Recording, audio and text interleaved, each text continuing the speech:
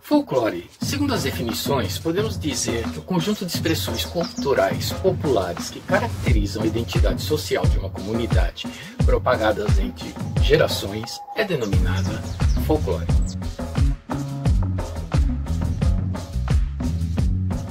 Como o folclore é constituído por manifestações culturais populares, ele está presente em todos os países. Aliás, está em todos os povos. Afinal, um país pode ser formado por povos diferentes. Os Inuits, por exemplo, ou Esquimó, que vivem no Canadá, possuem várias personagens folclóricas, como Sedna, a deusa do mar dos seres marinhos, que se assemelha com a sereia com o rosto inuit. E a deusa Pinga. Não é dessa Pinga que eu estou falando. Pinga, na língua inuit, significa aquela que vem do alto. É a deusa da caça, da medicina e a protetora dos caribus. Essa deusa e outros deuses mais são integrantes do folclore dos povos inuits. Mas falar sobre folclore requer uma análise mais profunda, pois esta concepção envolve bem mais do que a ideia de que o folclore é algo destinado às crianças, fantasioso, fruto de crenças antigas, como o Saci, a mula sem cabeça e o negrinho do pastoreio. É impossível falar de folclore sem esbarrar nos mitos, nas lendas e nas religiões, como é o caso do Bumba Meu Boi, que envolve uma história que traz tradições locais e religiosas presas ao catolicismo. Tomando como ponto de partida a palavra mito, temos como definição que se trata de um relato fantástico propagado pela tradição oral, protagonizado por seres, entidades, criaturas que se manifestam por meio das forças da natureza e do comportamento humano, como o boitatá ou cobra de fogo, tradicional do Rio Grande do Sul. Em certos aspectos, o mito envolve atos e manifestações heróicas ou de vilania, que carrega consigo um fundo de verdade que lhe dá consistência. Em geral, os mitos eram criados popularmente para explicar fenômenos que não eram compreensíveis, como o deus Shinigami da mitologia japonesa, que era entendido como responsável por convidar as pessoas para a morte ou induzi-las ao suicídio. Terrível, não? Aposto que você notou a semelhança de incumbência com Hades da mitologia grega, o responsável pelo reino dos mortos, do submundo. Nada a ver com a concepção do demônio criada pelo cristianismo, que é bem posterior à mitologia grega. Por tentar explicar o desconhecido, muitos povos tinham deuses com muitas similaridades entre si. Como exemplo, temos os deuses do mar em diferentes povos: Iemanjá para os iorubás, Poseidon para os gregos, Netuno para os romanos, Ran para os nórdicos, Fandi para os celtas, Anuket para os egípcios, Varuna para alguns povos indianos, Mazu para alguns povos chineses, Susanoo para os shintoístas japoneses, Sedna para os inuits e o Boto para alguns grupos indígenas do norte do Brasil. Esses deuses surgiram para justificar o temperamento, ou seja, o comportamento do mar, como Susanoo, o deus japonês que também representava as tormentas, uma explicação necessária para um país que convive com os tsunamis. Mas, com o domínio do conhecimento científico, para muitos, esses deuses perderam sua importância e passaram a compor um leque de entes que integram a mitologia específica de cada povo. Todavia, há uma imensa gama de mitos que extrapolam a ideia de que só os deuses são mitos. No Egito Antigo, por exemplo, havia o mito da criação, que explicava a origem do mundo. Segundo ele, antes da criação havia apenas a escuridão, que encapsulava um enorme oceano primitivo chamado Num. Quando o sopro da vida sentiu-se forte, Atum... Não é desse Atum que eu estou falando. O deus Atum decidiu separar o céu e a terra, como a clara e a gema de um ovo. E das profundezas do oceano surgiu uma ilha para que ele se apoiasse. A partir de então, fundiu-se a Ra, Atum, e tornou-se um único ente, um único ser chamado Atum-Ra. Como não havia como procriar pela ausência de uma parceira, Atum-Ra masturbou-se. E de seu sêmen surgiram os gêmeos, o deus Shu e a deusa Tefnut, que procriaram entre si e povoaram o panteão egípcio.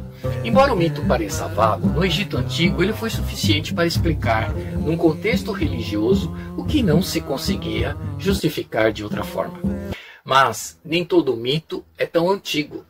A criação da fada do dente surgiu no começo do último milênio, provavelmente derivada da tradição do norte da Europa, que entre os nórdicos havia o hábito de se pagar uma taxa pelo dente das crianças, pois os vikings costumavam pendurá-los em um cordão e colocá-los no pescoço.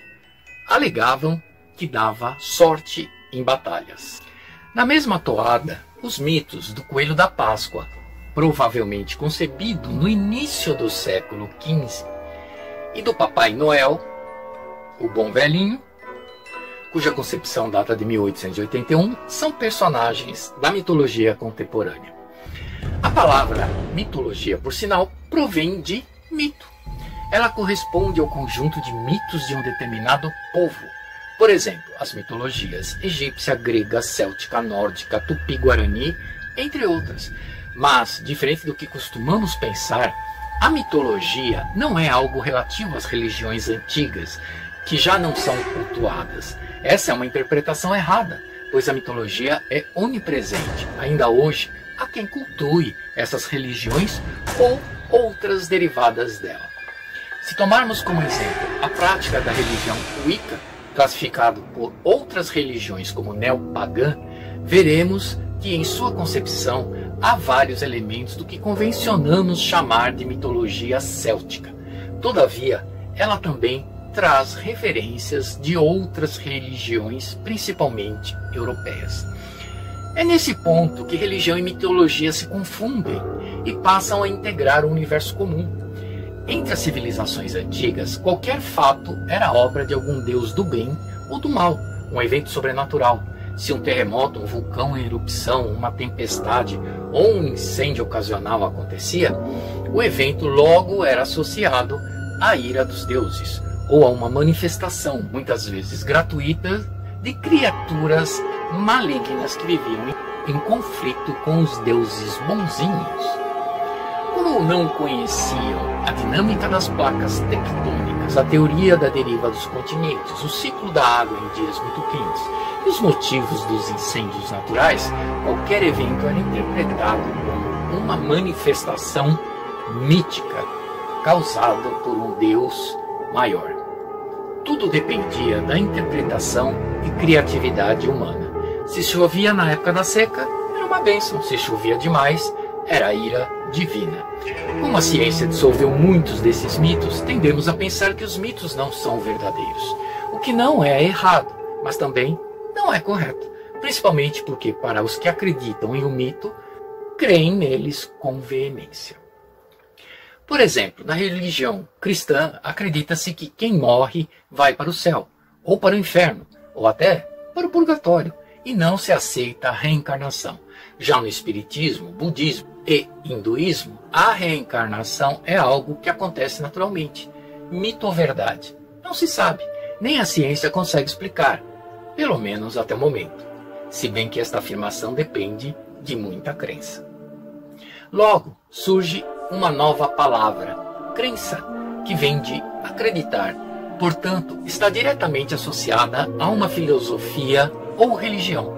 Assim sendo, um mito também está ligado a uma crença, e esta pode estar presente em uma religião específica. De um modo mais enfático, vamos considerar a divindade Exu. Para os que seguem o candomblé, ele é um orixá trabalhador, protetor, mensageiro e guardião dos terreiros, das aldeias, das cidades, casas, do axé e do comportamento humano. Representa a comunicação, a paciência, a ordem e a disciplina. É um orixá do bem. Para a Umbanda, representa os espíritos que trabalham na vibração dos orixás e vêm à Terra em busca de evolução, que é obtida por meio de trabalhos que envolvem orientação, ajuda e abertura dos caminhos de quem lhe pede auxílio. Todavia, o cristianismo, por meio do sincretismo religioso, o associou ao demônio, em uma leitura errônea da crença original, que desencadeou inúmeras atitudes de intolerância religiosa contra as religiões de matrizes africanas. Logo, por este viés, podemos entender que os mitos que integram uma mitologia de um determinado povo é um conjunto de crenças que podem ou não compor uma religião. Logo, toda religião é um tipo de mitologia. Portanto, temos mitologia egípcia, grega, budista, céltica, judaica, islâmica, cristã, entre outras, pois a palavra mitologia não está associada apenas às religiões refutadas pelas ciências, mas sim no conjunto de mitos no qual um grupo de pessoas acredita. Curiosamente, em 2001, a realização do censo em vários países de língua inglesa, após uma campanha virtual, gerou uma surpresa, pois mais de 550 mil pessoas declararam ser integrantes de uma filosofia ou religião Jedi, o jediísmo, uma mitologia criada para os filmes da saga Star Wars. Embora muitos tenham colocado essa resposta como um tipo de piada, outros se declaram reais seguidores desta religião. Tanto que no Texas, Estados Unidos, em 2005, o Templo da Ordem Jedi recebeu a concessão de não pagar impostos por ser uma instituição religiosa. Não demorou para que outros templos Jedi surgissem em outros países. Que a força esteja com você. Por mais que tenhamos a tendência de achar que a nossa crença é religião e a dos outros é mitologia, isso é errado, pois as religiões estão imersas em mitos. Lembra-se da criação do mundo pela mitologia egípcia que eu falei no começo do programa? Essa aqui aparece é a deusa Nut, a representação do céu, filha de Shu e Téfnis. Mas a cosmogonia também aparece em outras religiões, vindas principalmente do céu. Entre os gregos, Caos vivia no vazio, até que criou Gaia, a Mãe Terra, Eros, o amor, Nix, a noite e Tártaro, as profundezas da terra. Entre os nórdicos, 3 deuses, incluindo Odin, criaram o mundo a partir de um imenso abismo vazio. Na mitologia cristã, Deus criou o mundo em 7 dias. No primeiro, fez-se a luz. Do segundo ao 6º dia, ele fez o mundo como o conhecemos e criou o homem e a mulher. No 7º dia, ele descansou. Outros exemplos aparecem relacionados a diferentes mitos, como, por exemplo, o mito sumério de Gilgamesh e o cristão de Noé, que muito se assemelham no episódio do dilúvio e da construção de uma arca. Portanto, todas as religiões possuem seus mitos, buscam explicar fenômenos que vão desde o surgimento do mundo até o domínio da natureza por parte dos deuses. Acredite se quiser. Mas e as lendas? Pertencem ao universo da mitologia e das religiões? Vamos analisar. As lendas surgem de narrativas que se transmitem pela oralidade. Um milagre, por exemplo, para alguns pode ser entendido como uma lenda. Por exemplo, segundo a religião católica, a imagem de Nossa Senhora Aparecida foi retirada em 1717 do leito do rio Paraíba do Sul, com o auxílio de uma rede lançada por pescadores que não conseguiam pegar um peixe sequer, e após resgatarem a imagem da Santa da Água, a fartura se fez presente. Se para alguns o relato foi um milagre, para outros não passa de uma lenda. Depende tudo da religião. Todavia, dizer que algo é uma lenda não significa que não seja verdade, ou até que realmente seja uma lenda. Em geral, a definição de lenda esbarra no conceito de que ela não tenta explicar algo científico, tal qual um mito. apenas relata um evento verídico ou não. A lenda não tem caráter exploratório. São histórias despretensiosas de autoria desconhecida, como as contadas em rodas de griot ou narradas por contadores de história. Um bom exemplo é a lenda do Rei Arthur. A história surgiu há mais de um milênio na Grã-Bretanha. Acredita-se que o Rei Arthur possa até ter existido, mas a história fantasiosa sobre a sua personagem extrapola o âmbito científico. A espada cravada na pedra ou recolhida no meio do lago já dão um caráter fantasioso. Assim, apesar de ser uma lenda longeva, ela nunca teve um perfil que lhe desse crédito de ser uma mitologia ou uma religião. Por sinal, a história do Rei Arthur é uma excelente dica de leitura. Outro exemplo de lenda é a do Cavaleiro Sem Cabeça. A história acontece em 1799, quando Ichabod Crane vai ao condado de Sleepy Hollow para investigar uma série de assassinatos tidos como sobrenaturais, cuja vítima é sempre decapitada. Na cidade, os moradores dizem que se trata de um fantasma de um ex-soldado que foi decapitado em guerra e busca durante a noite encontrar uma cabeça. Portanto, a lenda é uma história que não integra um contexto mitológico, ou seja, religioso. Entretanto, nada impede de uma lenda se associar a um mito. O Saci, por exemplo, integra a mitologia indígena do sul do Brasil, na forma de uma criatura de pele avermelhada, cabelos lisos, com duas pernas, que vive na mata.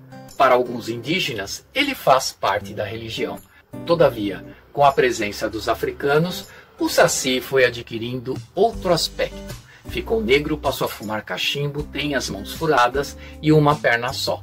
Já o capuz está associado aos velhos pilhos vermelhos com poderes sobrenaturais usados pelos trasgos da mitologia portuguesa.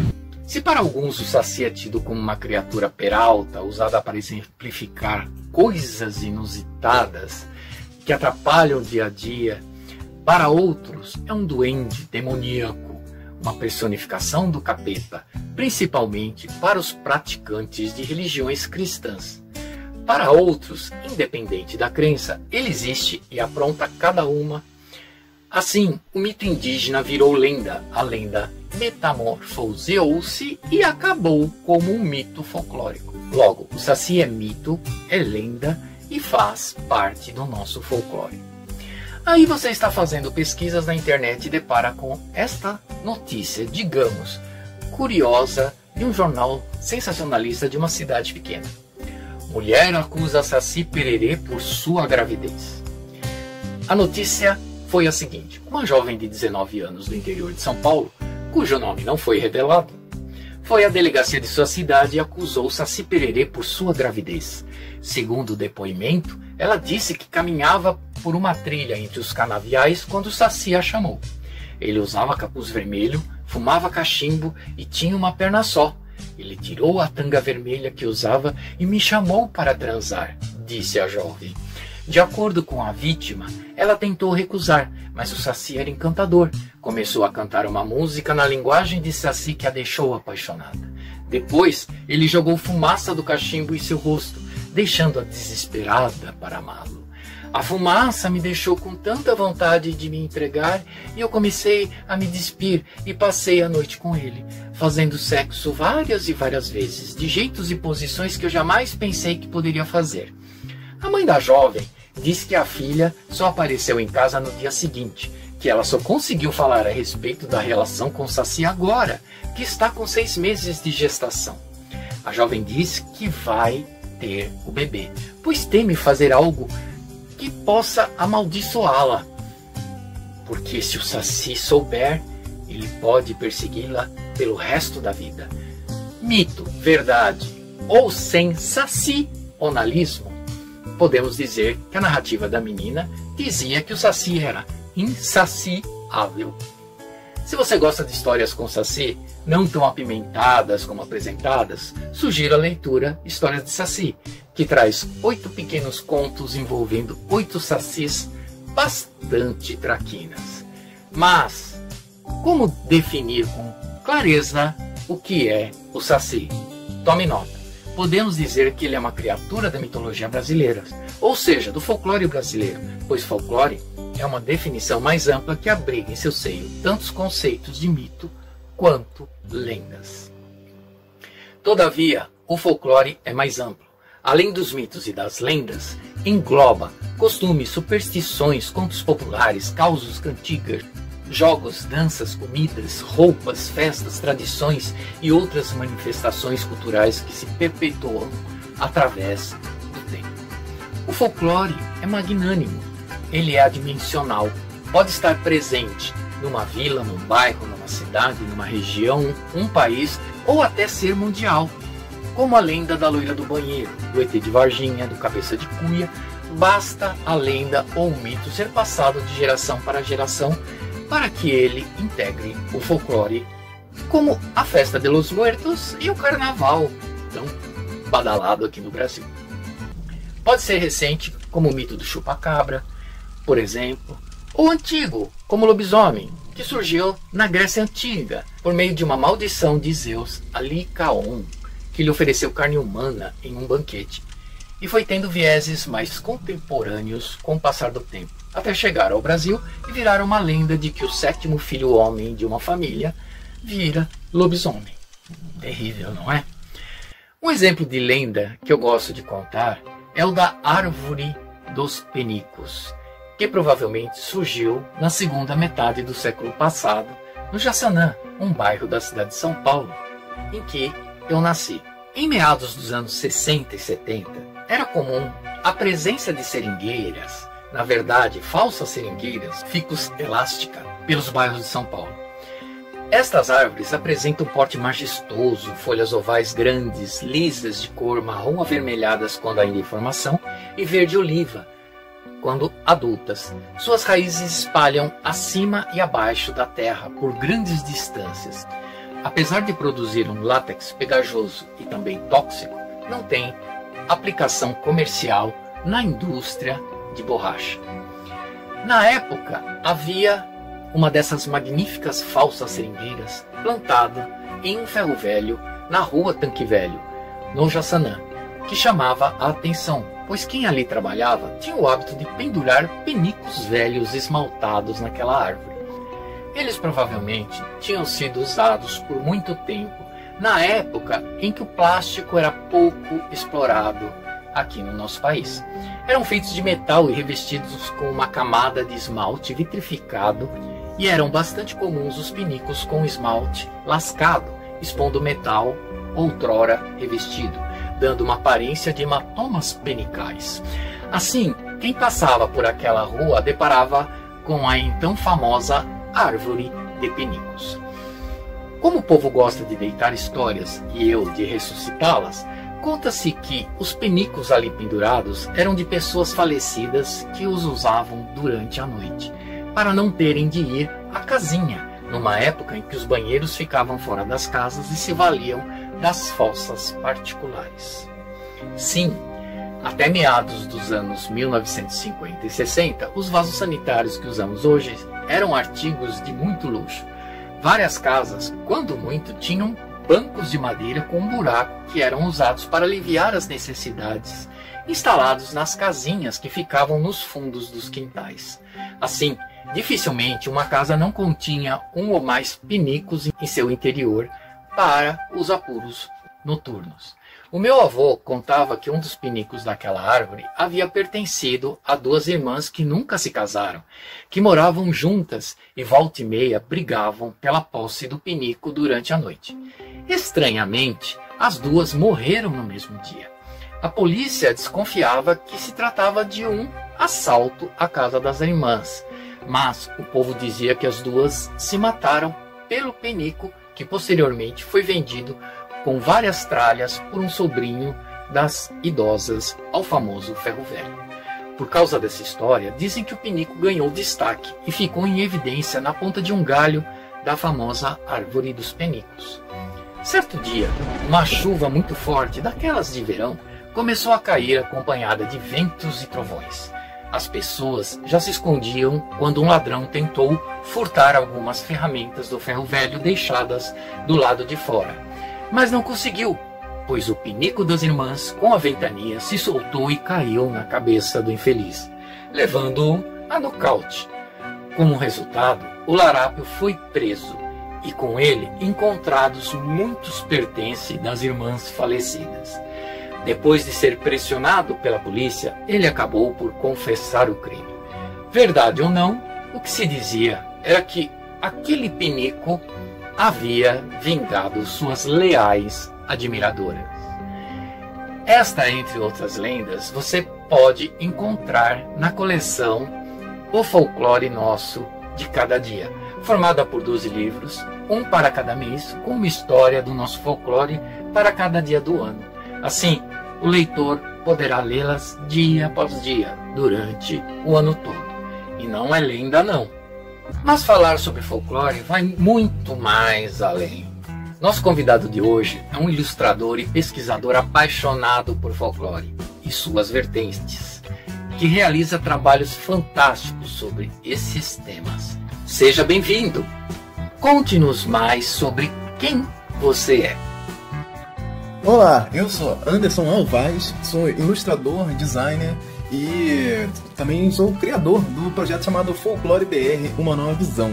Esse projeto eu criei em 2013, tentando pensar ali na questão da cultura popular, folclore e também da cultura pop internacional, né? Então a ideia era trazer também o universo dos memes, o universo todo da comunicação, como ela tem acontecido hoje, uma comunicação também mais jovem, repensando os personagens também do ponto de vista de ilustração e tentando atualizar aí essa linguagem, né? De como comunicar folclore, né? Então nesses últimos 10 anos eu passei a pensar isso também, fazer isso em podcasts, em RPG, live, nas redes sociais. Então em todas as redes sociais está espalhado por aí, divulgando esse conteúdo e tentando pensar também, trazendo referências e coisas da cultura pop que tem rolado relacionados à cultura popular, que às vezes a gente nem percebe, né? Nem sabe que está relacionado. E também a gente acaba falando também do folclore e da mitologia de diversas partes do mundo para fazer essa ponte, né? Tentando conversar aí o que um tem a ver com o outro, qual é a construção desses personagens, dessas histórias, dessas manifestações e como isso se comunica com a gente também. Então, como isso tá aí no cinema, na TV, nos streams, né? A gente acabou ali também trazendo muito desse universo que faz parte também do nosso dia a dia, e a gente analisa, pensa e analisa festivais folclóricos também, festas e tudo mais. Então tudo isso é motivo para a gente estar comunicando o folclore de uma maneira um pouco diferente, né, do que a mídia tradicional costuma fazer, deixando tudo lá pro dia do folclore e tal. A gente fala de folclore o ano inteiro e isso é um projeto que eu tenho bastante orgulho e juntei muita gente também nesse processo que fala sobre isso, encontrei muita gente, todo mundo veio colaborar, conseguimos fazer um time bem legal. Então hoje eu tenho muitos amigos graças ao Folclore BR. Então esse é um projeto que eu amo muito e hoje faz parte da minha vida, né? Tá pensando folclore todo dia e também como forma de trabalho, de pensar isso também na minha rotina profissional. Então é isso, vamos lá. Define-se folclore como conjunto de costumes, lendas, provérbios, tradições, manifestações artísticas em geral, originárias de um povo ou grupo populacional, e por ele mantidos por meio da tradição oral. Pela sua ótica, por que a preservação do folclore é tão importante? Como ela pode ser mantida com o passar do tempo? E qual é o papel da família, da escola e dos grupos sociais nesse processo? Bem, preservar o folclore, para mim, é algo que é importante tanto qual preservar o estudo da nossa história, por exemplo, né?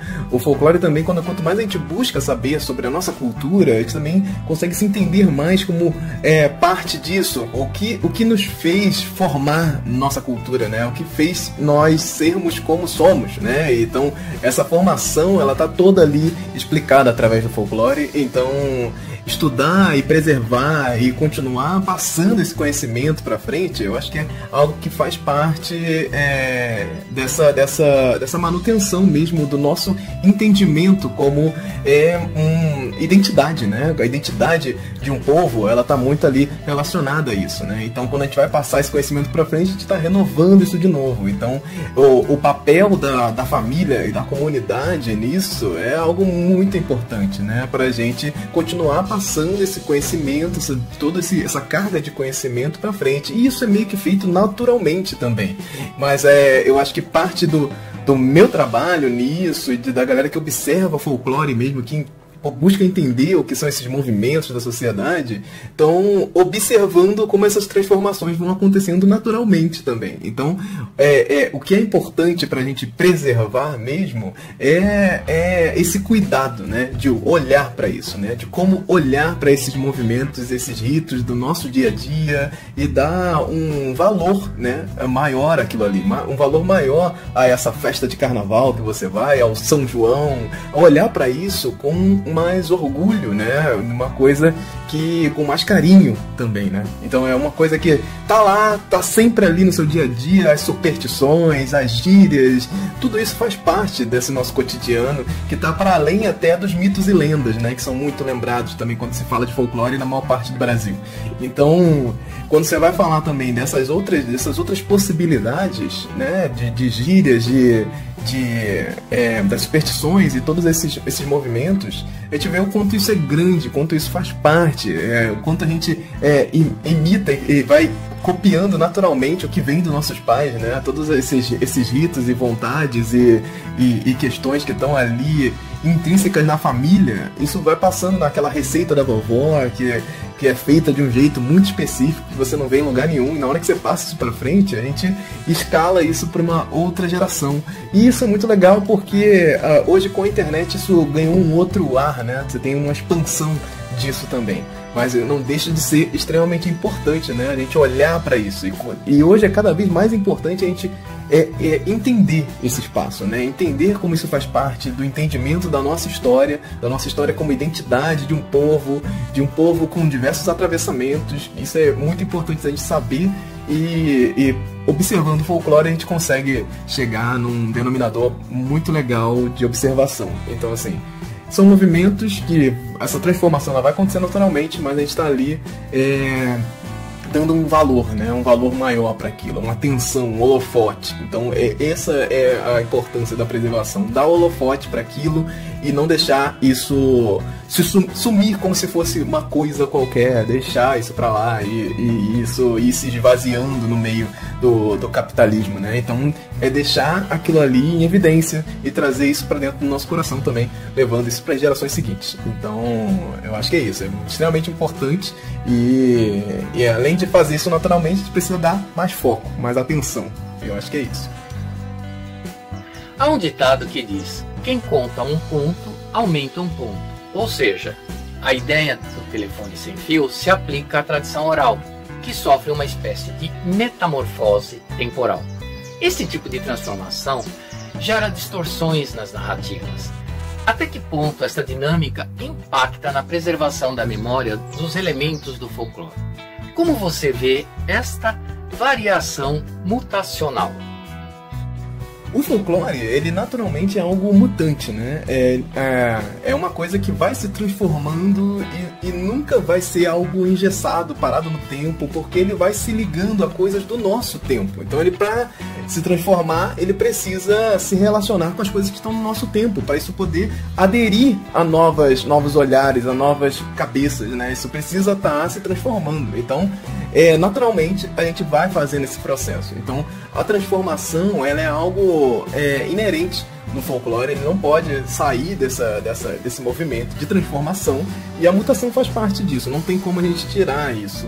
E aí, for pensar no ponto de vista de transformação, ele não é algo que é desmerecedor, né? É algo que faz o folclore ser menor, é algo que faz ele ser mais potente, inclusive, né? Porque a gente vai ganhando mais camadas de história através daquilo ali, e a gente consegue ver o rastro disso, a gente consegue ver isso se transformando. Antigamente se contava de tal jeito, hoje se conta de outro, e as pessoas vão levando isso pra frente, todas as angústias, todas as limitações, todas as questões novas, né, que vão entrando nessa forma de comunicação também, tudo isso vai entrando e se transformando, todas as transformações políticas, sociais, tudo isso vai influenciando o folclore, os ritos, as manifestações, personagens e tudo, né? Então tudo isso tem uma ação porque está fazendo parte da sociedade, né? Então na hora que você vai falar de uma festa que era feita de tal jeito há muitos anos atrás, hoje ela vai se transformar, ela vai se fazer de um jeito que as pessoas dessa geração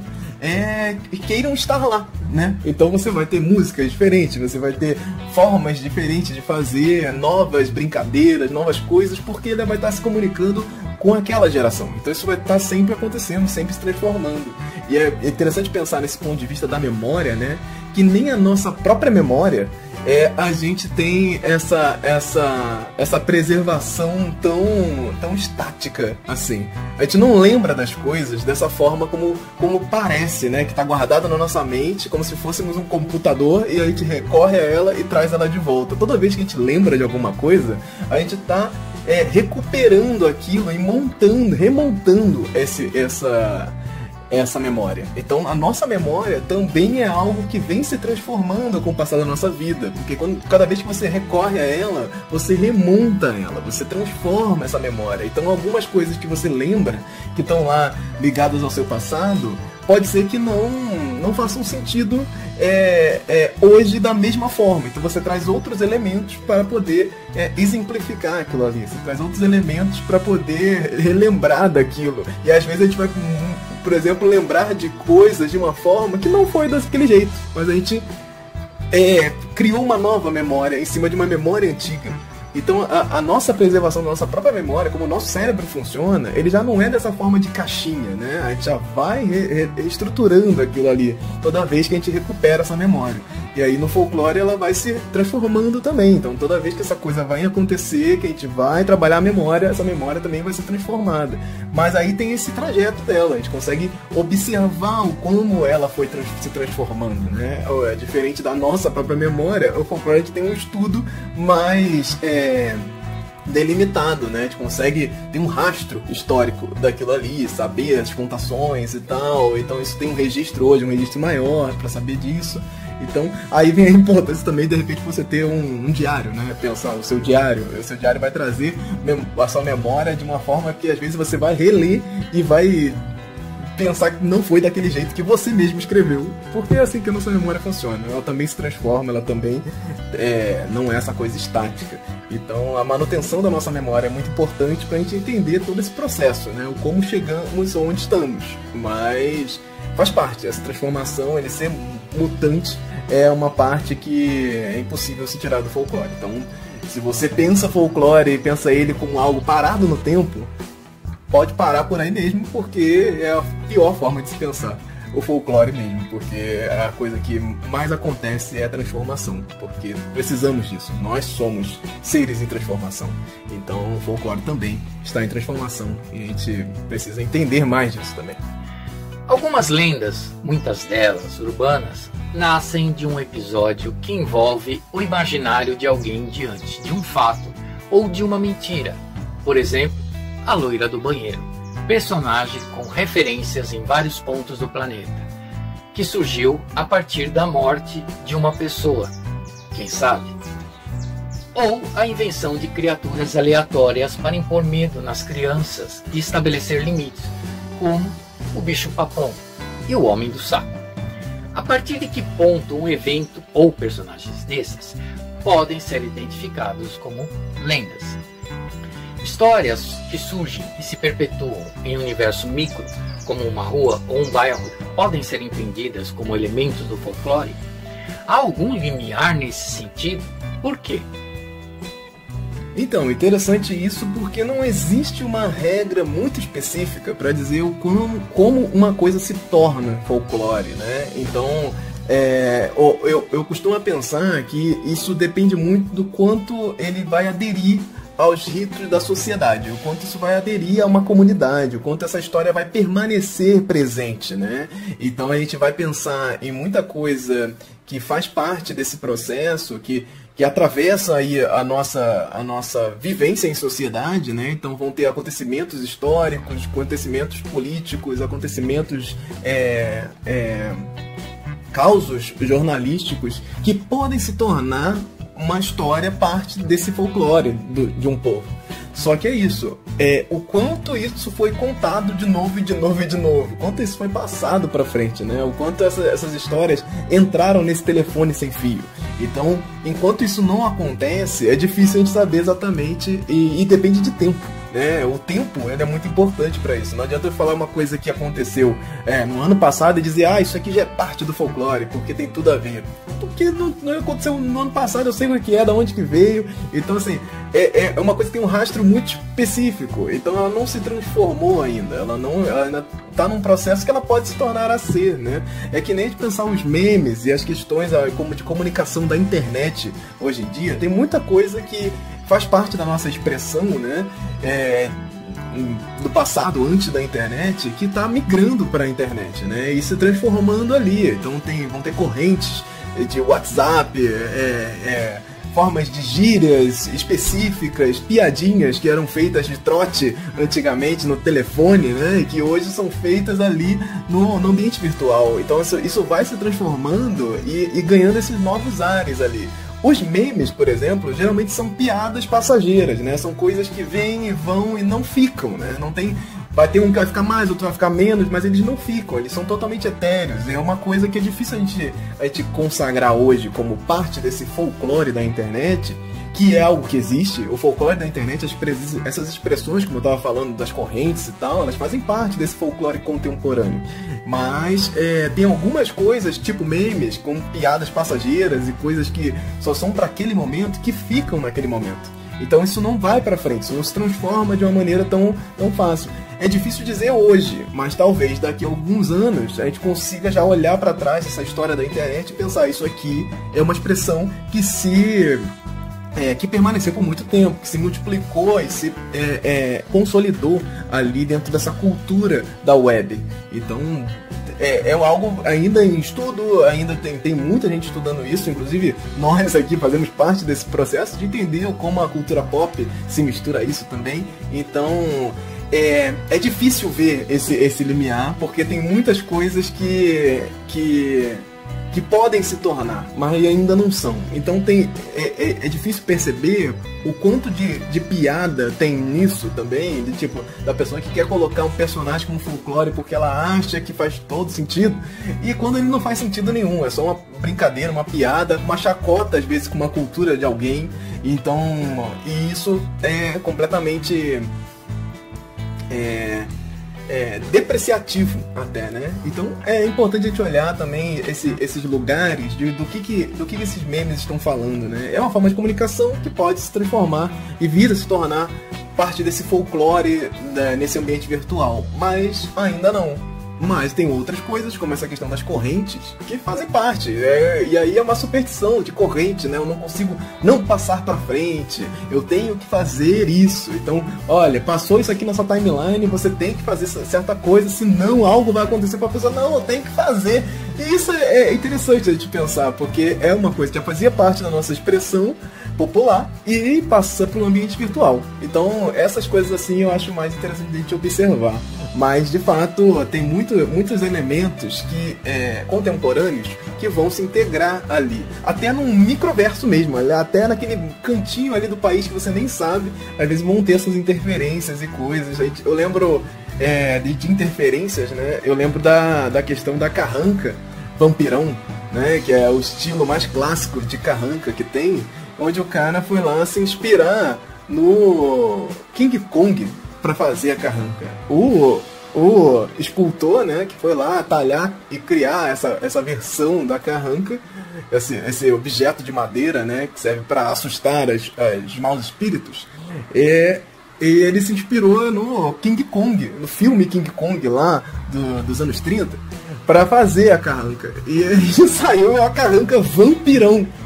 É uma interferência desse universo pop, mas que, né, se transformou para uma outra coisa e foi se transformando com o passar do tempo também, porque as pessoas vão se inspirando para fazer as próximas e por aí vai. Então, assim, é muito interessante da gente olhar o folclore contemporâneo e ver essas relações, assim, mas é difícil criar esse limiar ali, ó, da onde que ultrapassa, qual é a linha que ultrapassa para folclore. É algo que só o tempo vai dizer pra gente. Entre os personagens mais assustadores das histórias de Harry Potter estão os Dementadores, que, segundo a autora J.K. Rowling, foram inspirados na própria experiência com a depressão que ela desenvolveu durante o período em que se separou do marido. Personagens fantasiosos criados em livros, filmes ou outras manifestações artísticas podem ser considerados elementos folclóricos? Em caso afirmativo, de que forma? Poderia dar algum exemplo?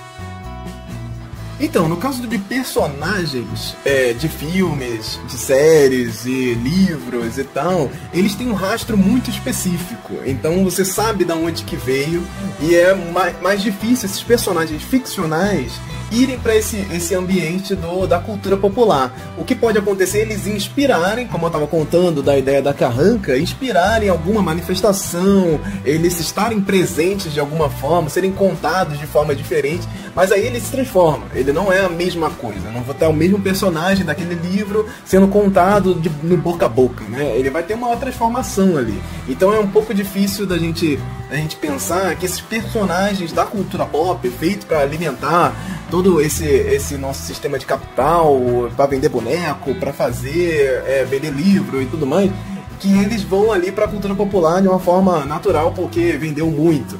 E ele tem um rastro muito específico. Talvez daqui a alguns anos, muitos anos, que você perca isso de vista, né? Que ele se transforme a ponto de você não saber de onde que veio. Isso se transforma em parte dessa cultura popular, que ela se transformou, entrou na cultura, foi contado de pai para filho, passou, e nesse telefone sem fio da história, você perdeu o fio, da onde que veio isso.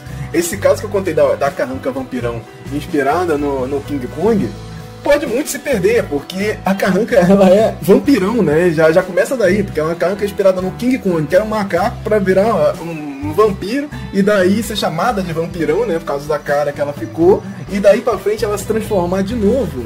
É uma coisa que vai se transformar nesse fazer ali, né? Então é difícil pensar que algum personagem específico entre e fique. É algo que tem um rastro muito específico, muito certeiro, né? Então quando tem esse rastro, a gente sabe exatamente de onde veio, é mais difícil entrar. Não impede que entre, porque a gente tem personagens que a gente sabe exatamente de onde vieram, como alguns casos, né, desses casos mais jornalísticos, casos dessa mídia sensacionalista também, de assassinato, de medos da sociedade, que vem de um lugar muito específico. Um exemplo disso é a perna cabeluda, né, lá em Pernambuco, que você tem uma relação muito específica com ela em um caso que aconteceu em uma rádio. Então o jornalista foi lá falar sobre um criminoso e ele apelidou o criminoso de perna cabeluda.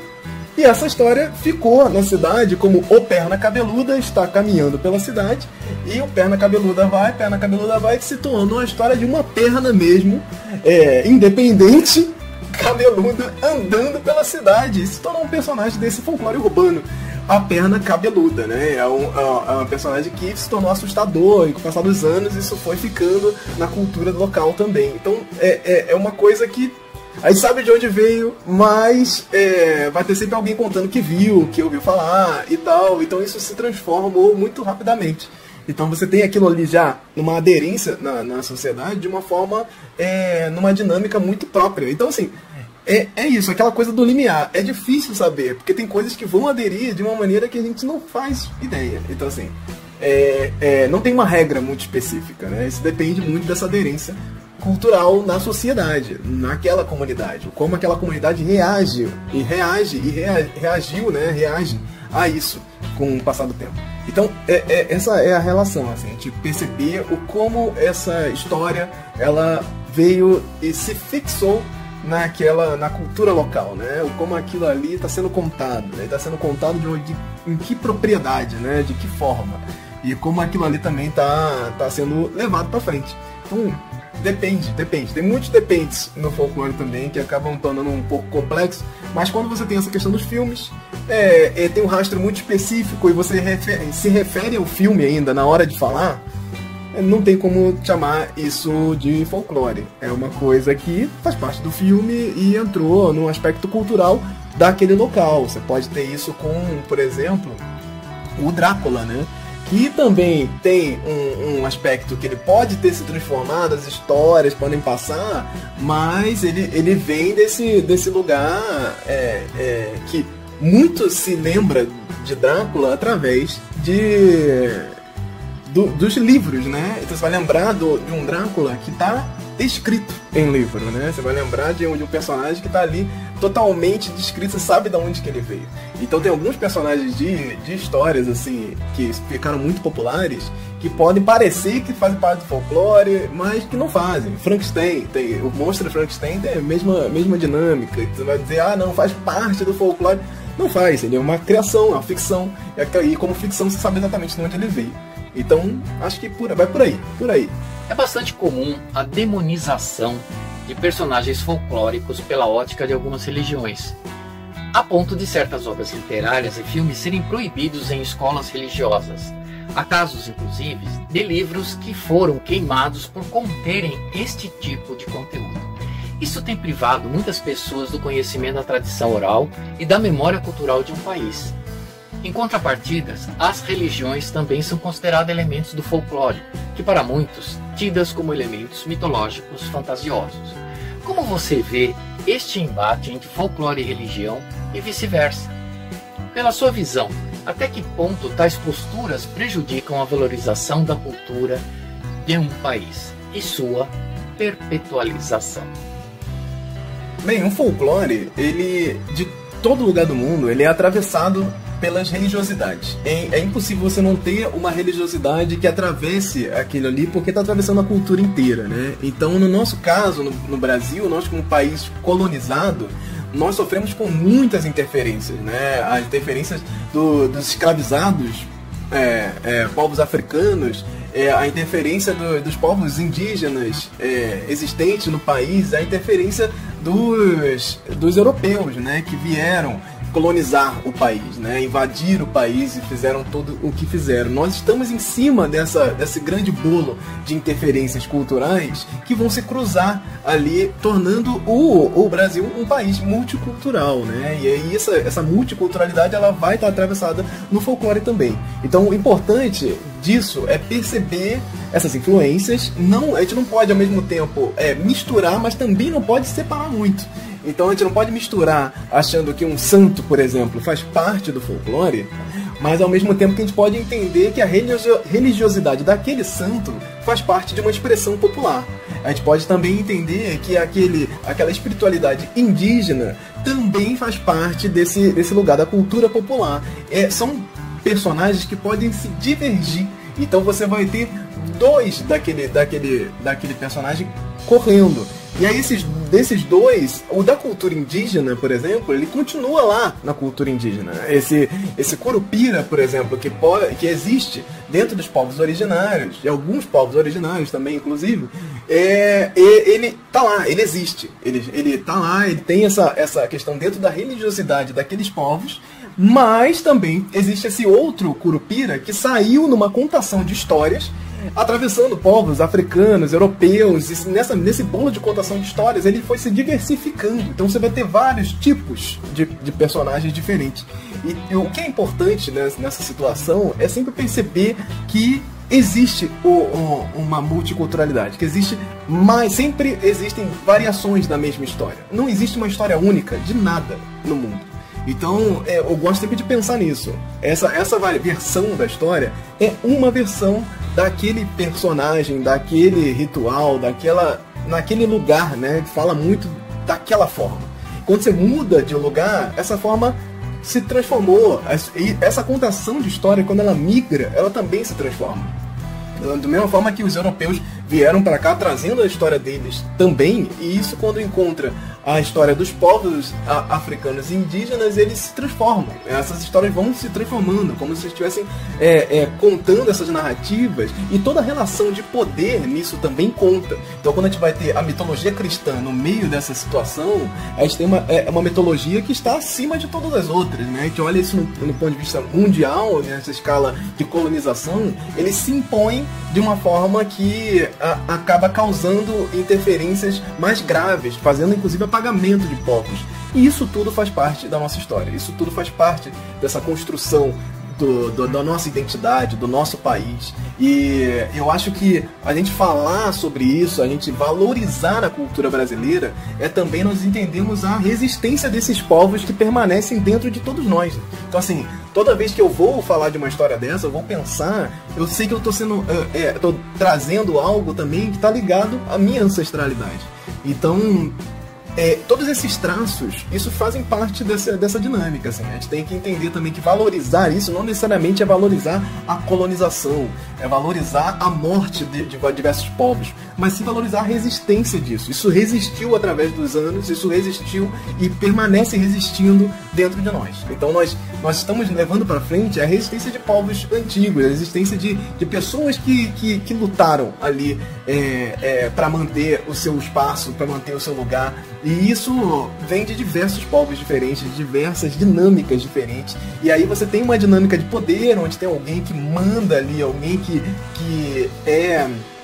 muitas vezes o algoz ali nessa situação, ele é o dono da situação, como por exemplo a gente tem as questões das religiosidades cristãs, né, que atravessam e fizeram o que fizeram com os jesuítas e tudo mais, né, transformando a dinâmica dos povos.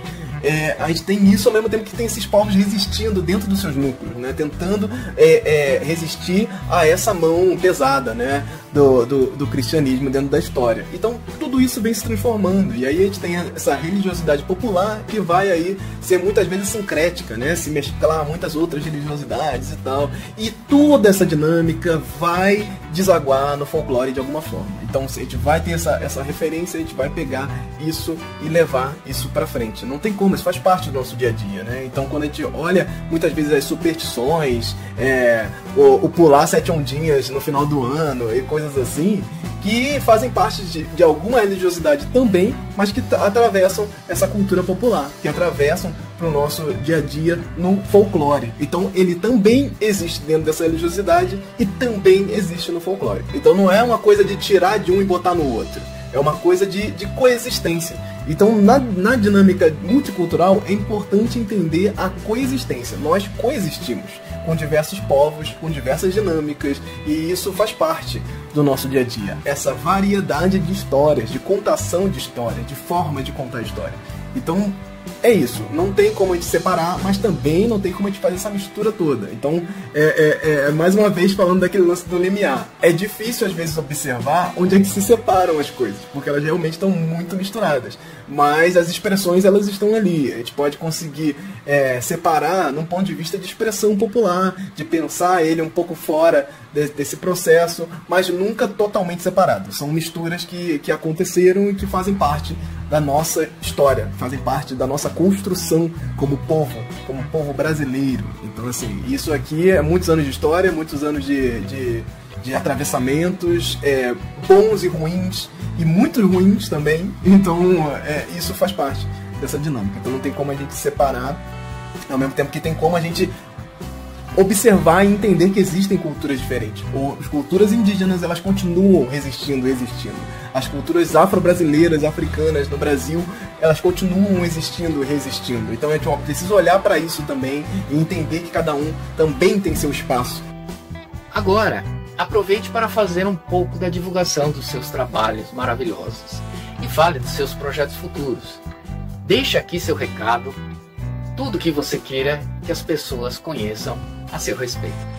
Muito bem, é isso, gente. Eu agradeço muito esse espaço aqui do Egídio. Muito obrigado pelo convite. Muito obrigado a todos vocês que ouviram aqui esse pouquinho que eu tenho para dizer sobre folclore, sobre cultura popular. Muita coisa aqui está ampliada dentro dos nossos conteúdos nas redes sociais. Então você pode buscar Folclore BR, tudo junto. Pode jogar no Google, joga nas redes sociais, joga em tudo que é lugar. Provavelmente você vai encontrar lá o Folclore BR, uma nova visão. Na dúvida, você vai lá em folclorebr.com, que você encontra tudo lá, todas as informações, notícias e tudo mais. E eu agradeço demais a todos vocês que vieram aqui ouvir um pouquinho. E se quiserem me seguir nas minhas redes sociais pessoais, é só procurar aí AWVAS, Alvaz, @Alvaz, em tudo que é lugar aí também. Vocês podem me procurar, podem vir conversar também, tranquilo. Eu estou sempre aberto a expandir essas formas de comunicação e conversando com todo mundo. É isso, gente. Muito obrigado e até mais.